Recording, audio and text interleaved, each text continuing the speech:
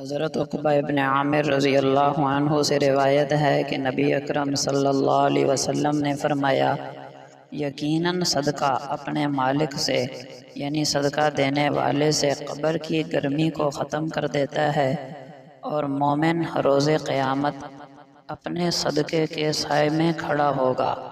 سیدنا انس رضی اللہ عنہ بیان کرتے ہیں کہ نبی اکرم صلی اللہ علیہ وسلم نے فرمایا، 7 اعمال ایسے ہیں جن کا اجر بندے کے لیے جاری رہتا ہے، حالانکہ بندہ موت کے بعد قبر میں پہنچ چکا ہوتا ہے۔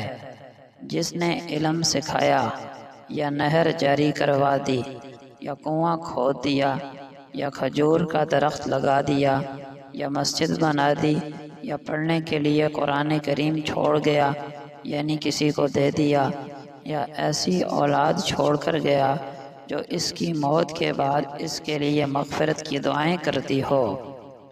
ایک فقہی مسئلہ، نماز جنازہ کی دعا یاد نہ ہو تو کون سی دعا پڑھے؟ جان لیں کہ نماز جنازہ کے ارکان 4 تکبیریں کہنا اور قیام کرنا ہے، جبکہ ثنا، درود شریف اور میت اور عام مسلمانوں کے لیے دعا پڑھنا مسنون ہے۔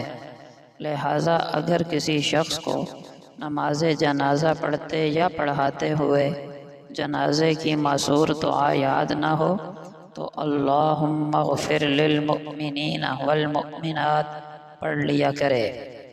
ایک قیمتی نصیحت، ایک بوڑھی عورت مسجد کے سامنے اکثر بھیک مانگتی تھی۔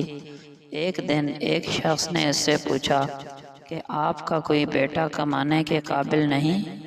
بوڑھی عورت نے کہا، میرا بیٹا نوکری کے لیے دوسرے ملک گیا ہے اور جاتے ہوئے مجھے اخراجات کے لیے کچھ رقم دے کر گیا تھا جو کہ خرچ ہو گئی۔ اس شخص نے پوچھا، کیا آپ کا بیٹا آپ کو پیسے نہیں بھیجتا؟ بوڑھی عورت نے کہا، میرا بیٹا ہر مہینے ایک کاغذ بھیجتا ہے جس میں گھر کی دیوار پر میں چپکا دیتی ہوں۔ وہ شخص اس کے گھر گیا اور دیکھا کہ دیوار پر 50 سے 60 ڈرافٹ لگے ہوئے ہیں، ہر ڈرافٹ 50,000 روپے کا تھا۔ تعلیم یافتہ نہ ہونے کی وجہ سے وہ عورت نہیں جانتی تھی کہ اس کے پاس کتنی دولت ہے۔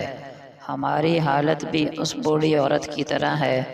ہمارے پاس قرآن ہے اور ہم اسے اپنے گھروں میں سجا کر رکھتے ہیں، لیکن ہم اس کا فائدہ صرف اور صرف اسی صورت اٹھا سکتے ہیں جب ہم اسے پڑھیں، اس کے معنی اور تفسیر کو سمجھیں اور اس کو اپنی زندگی میں لے آئیں۔